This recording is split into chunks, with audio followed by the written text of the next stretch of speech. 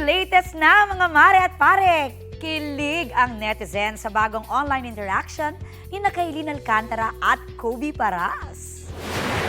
Via Instagram story, nag-post si Kylie ng picture ni Kobe with caption na HBD at white heart emoji. Nirepost naman niya ni Kobe with matching emoji rin. Ganyan na ganyan din ang style ng birthday greeting ni Kobe para kay Kylie noong September 3. Hindi pa kinumpirma ng dalawa ang real score nila. Pero inamin ni Kylie sa Fast Talk with Boy Abunda na pinapasaya siya ni Kobe.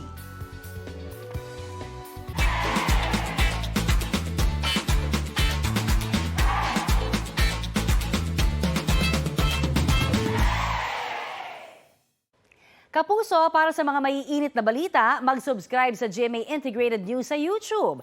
Sa mga kapuso naman abroad, subaybayan nyo kami sa GMA Pinoy TV at sa www.gmanews.tv.